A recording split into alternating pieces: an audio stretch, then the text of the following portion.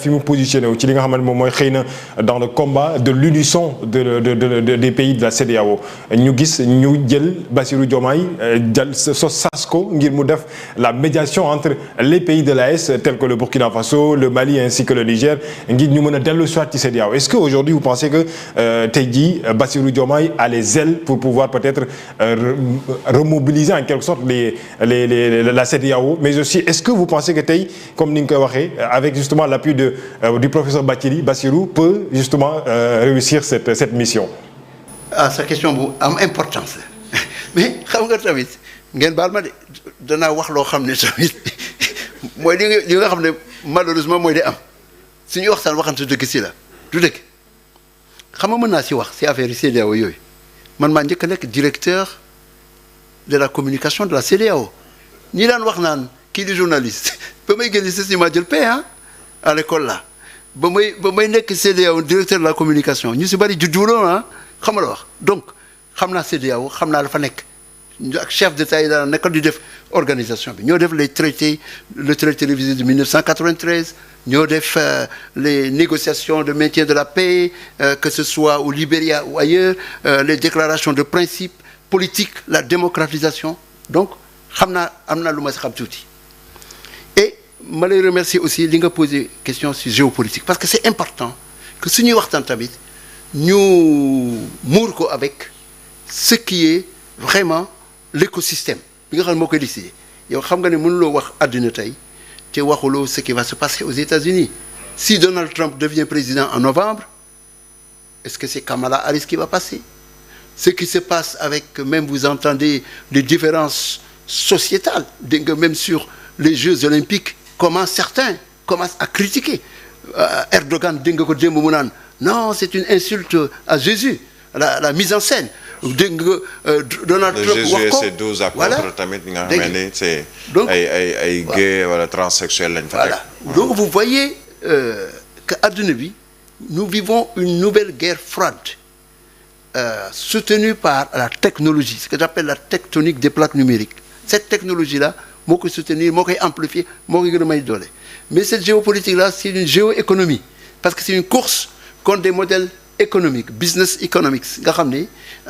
le modèle autocratique chinois qui peut se targuer d'avoir tiré de la pauvreté des centaines de millions de personnes contre le modèle néolibéral capitaliste bi nga xam ne am na ñu bari ñuy wax ne marché wul xam nga loolu la géopolitique aussi da nga ko xoolee ce qui se passe en Europe la montée des populismes et tout ça il faut ñu sóoraale loolu maintenant pour revenir à ce que vous dites je commence par Abdoulaye Bathily bi ñu désigné comme envoyé spécial xam nga man vraiment ngeen baal ma bëgguma di tàcc c'est le système évidemment mais bëgguma di tàcc comme ça mais Abdoulaye Bathily fan la toj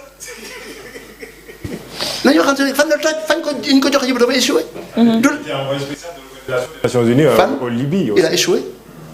il a échoué nekkoon na Mali non il a échoué demoon naa ba bi muy def Union africaine ma nga foon maa ngi toog ci salle bi ba muy wax dañ ko dominer dóor ko 2017 maa nga woon sa salle ba février dégg nga donc xam nga wax c'est une répétition un refus d'ouvrir les yeux parce que lu ñu wax rek doo mel ni ñii daal xamuñu ñuy def quoi ils sont complexés amul sax recul et je vais vous dire aussi autre chose sur les États sahéliens mais CEDEAO du ñoo commencé à rouler les mécaniques di wax naan dañ leen di dàq dañuy utiliser embargo dañuy def guerre loolu la ñu waxoon noonu daaw heure bii sur le Niger du loolu la ñu waxoon mais ñoom léegi nee nañu génn nañu ba Bassirou Diomaye Faye demee dëkk yooyu l'un des grands ministres de ces pays là daf ma bind message ama ngi fii sama téléphone ne Adama waxuñu ñoom suñ xaw ma kan la de mais mi ngi fii mën naa leen ko dégluloo donc xam nga la wax suñ dul déglu nit ñi danañ continuer di dugg si ay kamb et puis on lui a tendu un piège CEDEAO def njombe boobu au niveau en tant qu'organisation yow nga xëy na fële les problèmes du Sénégal ëpp la dépassé la au lieu nga toog foreign policy begins at home loolu jàngal nañ ma la politique étrangère commence à domicile ce qu'on appelle charité bien ordonnée commence à domicile donc ñoom au lieu ñu régler problème ñu naan dañuy dem fii di régler kii parce que rek ñu ay Bathily connaît ces gens là c'est quoi cette histoire là la politique c'est pas une histoire d'amitié de copinage. mission bi ci CEDEAO est-ce que amul peut-être beneen taxawaay boo xam ne mën na ko jariñ njiitu réew mi beneen mission. également bien sûr mais xoolal je dis toujours que un président de la République doit avoir l'humilité de reconnaître que même ki nga xam ne certificat d'études primaires la am yaa ko soxla parce que su nekkee ci àll ba au fin fond d'un village mën na jàngal à des paysans comment compter comment lire une ligne et tout ñëpp la ñu soxla nañu bàyyi xam nga wax di sélectionner diw ils sont incontournables ils ne le sont pas leur état de service laisse à désirer wax jaa ngi noonu nag mais comme la presse sénégalaise malheureusement excusez-moi de taper sur lui aussi a tendance à célébrer des gens yoo xam ne écoute hein sans creuser derrière le vernis moo tax nag ñu continuer di am ces situations-là que nous vivons y compris des gens qu'on amène au gouvernement à des postes de responsabilité et qui ne délivrent pas les résultats. Bassirou Diomaye peut réussir cette mission. Mais écoutez, vous savez l'année prochaine le 28 mai 2025 le Sénégal la CEDEAO va célébrer son 50e anniversaire. Mais la CEDEAO est une organisation malade, elle n'est plus attractive. Si les gens s'en vont, c'est que même les peuples commencent à douter de l'utilité de la CEDEAO. Donc soo bëggee nit ñi ñëw il faut nga wone ne yow kat kii nga. Aujourd'hui le Nigeria qui est le cœur de la CEDEAO est-ce que déglu nga discours am justement ba mu demee ci Abuja ci bi ñuy ubbi session chef d'État yi ci CEDEAO mooy il faut que ñu réformer CEDEAO bi parce que du CEDEAO bi ñu fi les pères fondateurs bàyyi woon en 1975. Il faut réformer la CEDEAO. Bien sûr il faut remettre en question cette organisation. Bien sûr il faut qu'elle soit plus fonctionnelle. Bien sûr il faut qu'elle soit plus cohérente. Mënul nekk organisation boo xam ne des civils qui font des coups d'État qui terrorisent leur population à domicile son président à vie viennent et disent écoutez ku def coup d'État militaire dañ lay dàq. Donc c'est comme si la CEDEAO c'est le repère où viennent se cacher les dirigeants civils. Pas à l'origine nga baal ma juste parce que en 1975 ci 16 chefs d'État yi nga xamee ni Senghor ak ñeneen ñi mais je pense que c'était 15 sur les 15 oui. Au minimum il y avait je pense 6 ou 7 yoo xamee ne mais c'était des militaires ci ñi jiite woon ci CEDEAO bi les pères fondateurs yooyu noonu est-ce que ñoom déjà wane nañu la ñu waroon a wone ca njëlbeen Senghor a ngi ci woon ay régime u Tombal Baye ak ñeneen ñoo xamee ne régime yooyu nga xamee ñoo fi nekkoon y avait la Haute-Volta ak yeneen mais il y avait des chefs d'État yoo xamee ne c'était des militaires ñoo xamee ne dañoo jiite seeni réew est-ce que ci njëlbeen ba li ñu naan rupture bi ñuy soxla tey jii nii est-ce que du ci njëlbeen ba la yàqoo déjà par rapport ak père fondateur yooyu la ñu moole woon CEDEAO on parle de CEDEAO des peuples aujourd'hui lan nañu agsi mooy CEDEAO des chefs d'État CEDEAO de genre congrégation d'amis chefs d'État ñoo xam ne la ñuy décider moom la ñuy décider gis nañ fi li fi xew barki dem ci parlement CEDEAO ou parce que un parlementaire bokk ci CEDEAO wax na ci président muy ni fa coolu du jeex bu ñu naan dañ koy génne ak duñ ko génne est-ce que amul loo xamee ni yàqu na ci biir CEDEAO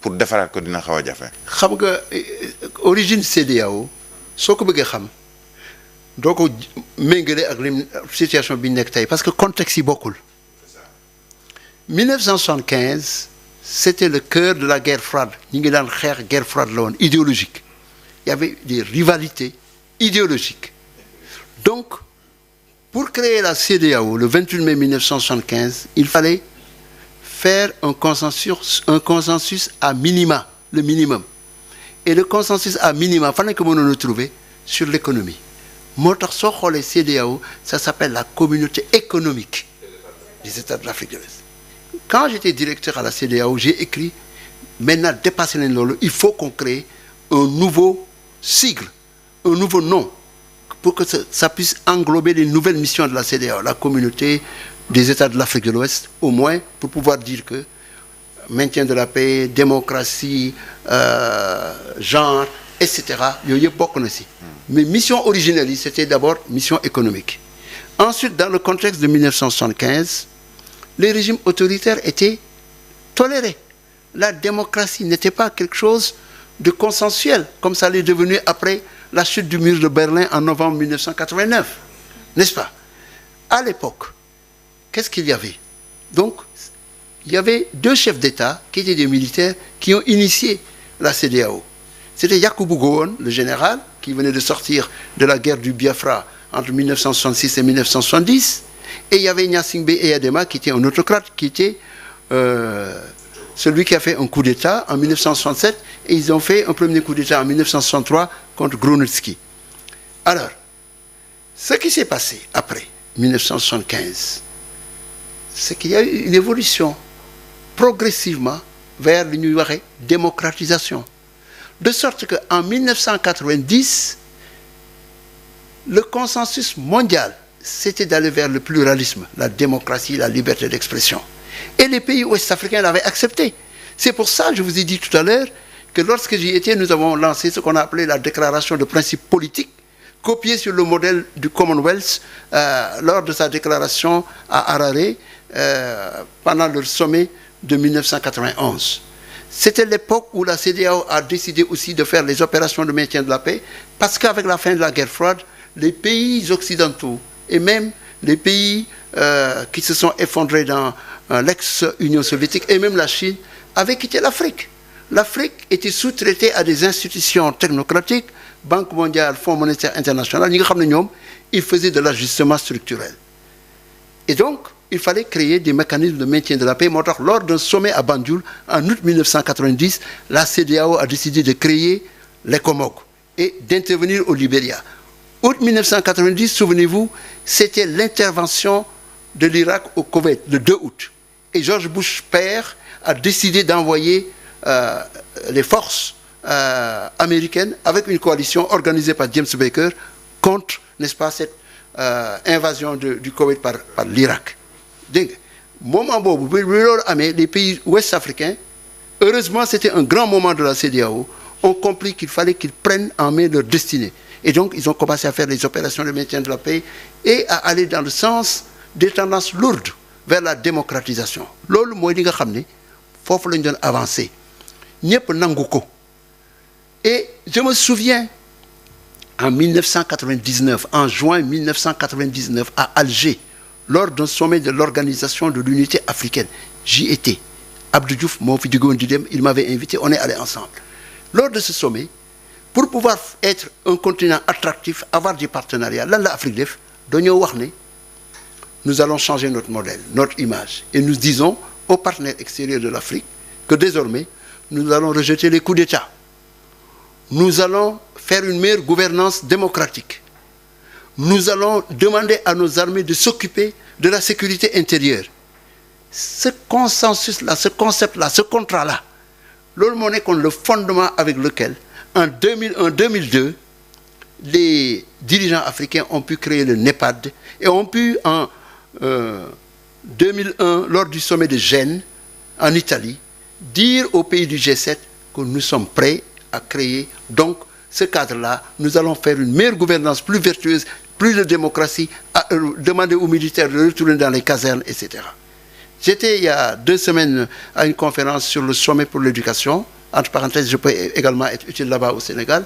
Je suis membre du conseil d'administration et nous étions avec donc, quelques dirigeants, dont l'ancien président de Tanzanie, Jakaya Kikwete, qui est le président mondial de la Fondation pour l'éducation. Il y avait Obasanjo, l'ancien président du Nigeria. Et quand nous étions là-bas, il s'est levé et il a dit, vous savez, nous, on était invités à un sommet du G6, parce que la Russie était exclue, en 2001. Et quand nous sommes venus, il a dit, mais le G6 nous a reçus, ils nous ont donné 25 minutes. Ils nous ont dit, allez, sortez. Et Obasanjo a dit, quand nous sommes rentrés à notre hôtel, on s'est dit, mais ils nous ont humiliés. Après, même si nous avions donné du temps, si nous avions dit, est-ce que nous avons un plan? Il y avait Obasanjo, il y avait Bouteflika, il y avait Thabo Mbeki, qui était là-bas, et Alpha Omar Konaré. Et il a dit, il fallait dem def Népal. Donc c'est pour vous dire, en règle générale, voilà, Wade est venu après. Mais l'origine, c'est toujours bon. Donc, si vous dites que la CEDEAO aujourd'hui est devenue un pays qui a été marqué par, une région qui a été marquée par ceux qui faisaient les coups d'État à l'époque, cela, c'était leur époque. Mais la tendance aujourd'hui, ces gens-là de la CEDEAO que vous voyez, devraient être des gens, n'est-ce pas, bénis par l'onction démocratique.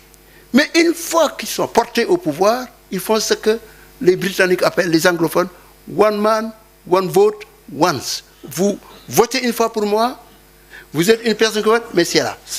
C'est fini. Du ma la mayeti nga am chance bi. Donc li ñuy def actuellement ñoom ces gens-là li ñuy def franchement ce n'est pas ce sur quoi on s'était entendu ni au sommet d'Alger ni dans les évolutions de la CEDEAO, l'adoption de la déclaration de principes politiques, ni dans la mise en œuvre à partir de 2001 du protocole additionnel sur la démocratie et les droits de l'homme. Dañoo trahir la cause. Et aujourd'hui, ce sont ces gens-là qui ont fait des coups d'État civils qui veulent dire aux militaires, taisez-vous. Loolu. Est-ce que CEDEAO finalement. oui mu ñu la déggee mel na ku xaw a sacrifié Bassirou Diomaye Faye bi ñu yónni ci liñ ko yónni ne ko. demal xam nga ne wax mag. soo nangoo ñu dégg la dara. yow yaa ñàkk fayda ah. man su ma nekkee à la tête d'un pays boo xam ne toogaguma fa tojaguma fa tous. du ma demee ay chef d'état di ma wax may ñëw rek non déedéet. dañ ko sacrifié. moo ko waruloon nangu. est-ce que moo boobu mën nañ ko utiliser dañ ko sacrifié. non c'est un autosuicide. c'est lui lu ko daal moo ko rek boppam. parce que tey affaire bi ces dirigeants ouest-africains qui ont quitté la CEDEAO du ñu fa dellu tant que gisuñu lu leer. aujourd'hui le Nigeria qui est le pilier de l'Afrique de l'Ouest qui représente 2/3 du PIB de l'Afrique de l'Ouest et aujourd'hui un géant au pied d'argile bi nga xam ne mi ngi nii en train de s'effondrer. Les gens sont en train de se dire est-ce que le Nigeria ne va pas être éclaté en 10 États. C'est ce que Guy Marius Sagna disait que am na yeneen réew ci biir CEDEAO yoo xamante ne xëy na boo moytul dañu génn. mais soo moytul parce que xam nga une alliance de ce genre d'intégration régionale ça n'a de valeur que su fekkee ça apporte un plus aux entités qui en font partie. C'est la raison pour laquelle l'Union européenne créée en 1957 est le meilleur modèle. Parce qu'au départ, c'était fondé sur la compréhension par De Gaulle et Adenauer qu'il fallait, le dirigeant de l'Allemagne et le dirigeant de la France, que pour éviter les guerres qui sont nées en 1914 et 1939 sur le sol européen, il faut mutualiser les causes, n'est-ce pas, yi nga xam ne ñoo indi les guerres. Et qu'est-ce qu'ils ont fait? La création de la communauté européenne du charbon et de l'acier. Parce que ce sont ces sources-là, n'est-ce pas, qui créaient la guerre, n'est-ce pas? Après, ils ont avancé avec de grands acteurs, les Galtieri, les Monnet, les Schuman, et plus tard Jacques Delors. Ils ont progressé étape par étape. Ils ont favoriser la libre circulation des personnes, des biens et des services. Ils ont des acquis communautaires. Ils ont un certain nombre de choses yoo xam ne ñoo ko teg ci table bi ba nga xam ne aujourd'hui l'Union européenne est attractive. Si vous prenez un autre exemple qui marche d'intégration régionale, c'est l'ASEAN, l'association des nations du sud-est asiatique. 10 pays est asiatiques composent cette alliance, que ce soit l'Indonésie, que ce soit la Singapour, la Thaïlande et autres, ils se retrouvent. Et ces gens-là, si vous y allez, vous voyez chaque pays avec un hub où il a une expertise. Vous voyez à Singapour, ils sont dans le domaine technologique, dans la connectivité, etc. Et chaque partie prenante joue un rôle. Mais CEDEAO, vous avez tous les bons textes qui sont là, hein. Nous avons bien travaillé pour avoir la libre circulation des personnes, des biens, des services, le droit de résidence. Nous avons une charte de l'énergie. Nous avons des accords sur le gaz, la construction d'autoroutes, Dakar, Lagos, Abuja, Dakar, Abuja, Lagos, Dakar. Nous avons beaucoup, n'est-ce pas, vraiment, de faits réalisés, conclus entre nous. Leur application est le problème. Or, nous avons aujourd'hui des dirigeants qui n'ont qu'un seul agenda, ben agenda. Comment rester là? Et la CEDEAO aujourd'hui se trouve sous le genou de ses chefs d'État.